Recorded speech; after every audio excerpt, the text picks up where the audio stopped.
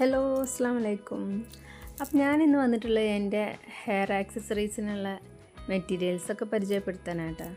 ഞാൻ ഉപയോഗിക്കുന്ന മെറ്റീരിയൽസുകൾ എന്തൊക്കെയാണ്.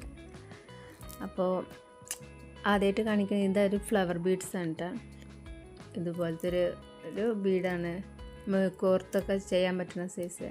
അത് കഴിഞ്ഞ് ഇത് പിന്നെ ഇതാ ഒരു കട്ട് ബീഡാണ് കേട്ടോ, വലിയ ടൈപ്പ് കട്ട് ബീഡ്, കുറച്ച് വലിപ്പമുള്ള ടൈപ്പാണ് കേട്ടോ ഇത്. അപ്പോൾ നമുക്ക് ഗ്ലൂ ചെയ്തിട്ടൊക്കെ ഒട്ടിക്കാൻ പറ്റുന്ന ടൈപ്പാണ്. അതേപോലെ തന്നെ ഇതൊരു ചെറിയതാണ്, പറ്റ ചെറുതാണ് കേട്ടോ. ഷുഗർ ബീഡ്സിൻ്റെ ഒക്കെ മരത്ത് കട്ട് ബീഡ്, അത് ഫാബ്രിക് ഗ്ലൂ ഒക്കെ വെച്ചിട്ടൊക്കെ നമുക്ക് ഒട്ടിച്ചെടുക്കാൻ പറ്റും. ഇതൊക്കെ അതുപോലത്തെ ഓരോരോ ബീഡ്സാണ് കേട്ടോ.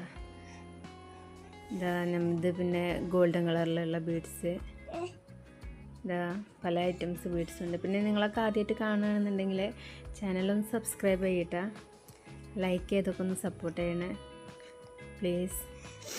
പിന്നെ ഇതും അതുപോലത്തെ അതിനേക്കാളും കുറച്ചുകൂടി വലിപ്പമുള്ള ഇതുപോലത്തെ തന്നെ നമ്മളെ ഹെയർ ആക്സസറീസിലൊക്കെ അലിഗേറ്റർ ക്ലിപ്പിലൊക്കെ ഒട്ടിച്ചുകൊണ്ടൊക്കെ ചെയ്യാൻ പറ്റുന്ന സാധനം കേട്ടോ.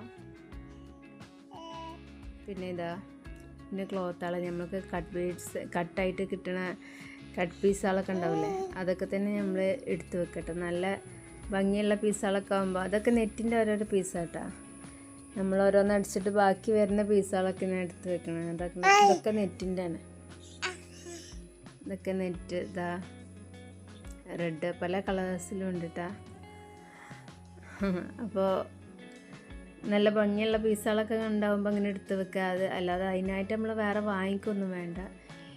ഇതൊക്കെ പിന്നെ സാറ്റിൻ്റെ ക്ലോത്തുകളാട്ടോ, സാറ്റിൻ ക്ലോത്തുകളാണ്. അതൊക്കെ ആകുമ്പോൾ നല്ല ഭംഗിയുണ്ടാവും. നമ്മൾ ബോ ഒക്കെ ഉണ്ടാക്കി ചെയ്യുമ്പോൾ നല്ല ഭംഗിയായിട്ട് ചെയ്യാൻ പറ്റുന്ന സാധനങ്ങളാണ്. അപ്പോൾ നിങ്ങൾ ആദ്യമായിട്ട് കാണുകയാണെന്നുണ്ടെങ്കിൽ ചാനലൊന്ന് സബ്സ്ക്രൈബ് ചെയ്യുക, ലൈക്ക് ചെയ്യുക, സപ്പോർട്ട് ചെയ്യുക.